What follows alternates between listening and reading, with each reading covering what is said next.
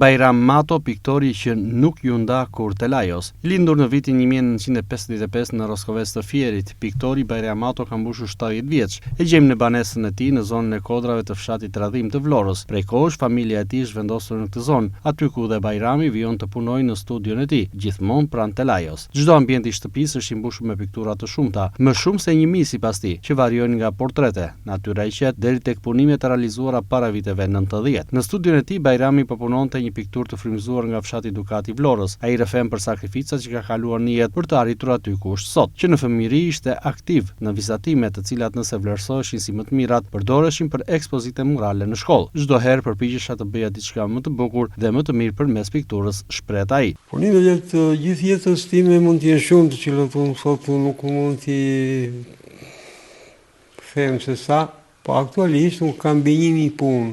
Më kujtohet që në shkollë fillore, ato vizatimet që bënin nga mësuesja, zgjidheshin dhe vareshin në mur, e kështu pastaj unë stimulizohesha, her pas here kërkoja të bëja diçka të reja, po më mirë nga ato që kisha bë. Pastaj deri sa mbaroi shkolla 8 vjeçare, siç bëheshin konkurset për të shkuar në liceun artistik, normale që unë do të merrja pjesë në këto konkurse dhe kështu u bë.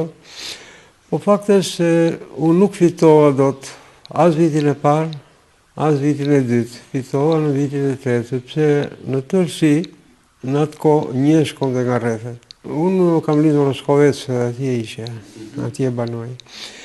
Kështu që nga një për çdo rreth 30 veta, një klasë me një fjalë që do të pranoj në lice.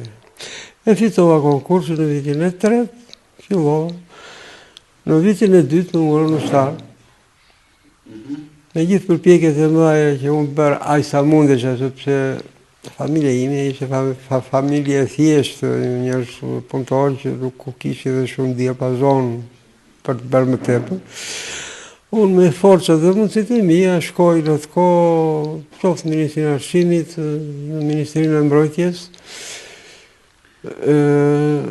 Po përgjigja që negative, normale unë edhe gjatë kohës që isha ushtar, nuk e ndërpreva.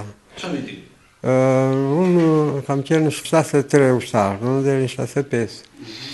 Bile, gjatë kohës isha ushtar, për të parë më fut dhe një punë në ekspozitë kombëtare që ke një satisfaksion i madh për mua dhe për ata që më njihnin. Ajo më dha spunto pastaj për të ecur edhe më përpara.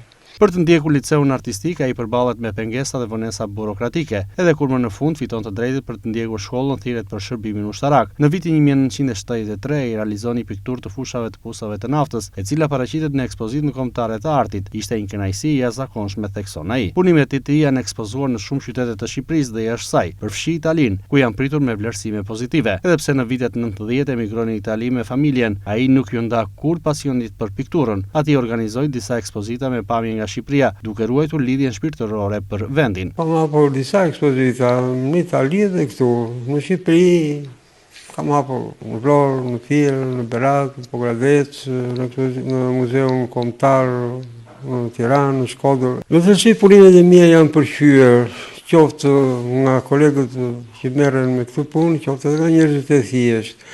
Po kërkesat janë çik fakultative, sepse këtu tregu është dobët, është ullët.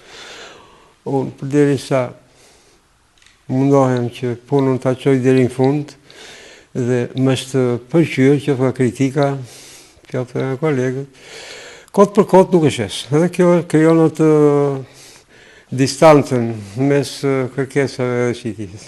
Unë në Itali kam jetuar 17 vjet. Dhe atje kam bërë disa ekspozita. Dhe atje piktura ime është pëlqyer. Unë e kam thënë edhe kom parë. Piktura është bashkëkohëtare për njeriu, për atë që merret me pikturë. Edhe për sa kohë ke sytë dhe duarët, ato s'kan për të ndalur. Derisa i fundi. Qetësi shpirtërore. Normale, gjëja më e bukur që natyra, për më thënë Perëndia më ka dhënë, është pasioni për pikturën. Unë atë gjej kënaqësi, jam i qetë, larg streseve, në fundit bëj diçka, pavarësisht se kush del më mirë e kush jo. Ajo që e bën të veçantë stilin e Bajramatos është se rreth 50% e pikturave të tij janë realizuar në spatull dhe jo me penel, duke i dhënë veprave një teksturë unike dhe shije të veçantë për syrin artëdarsit. Sot Bajrami dëshiron të përcjellë këtë pasion tek mbesa e tij, e cila qëndron gjithmonë pranë tij sa herë hyn në studio për të pikturuar.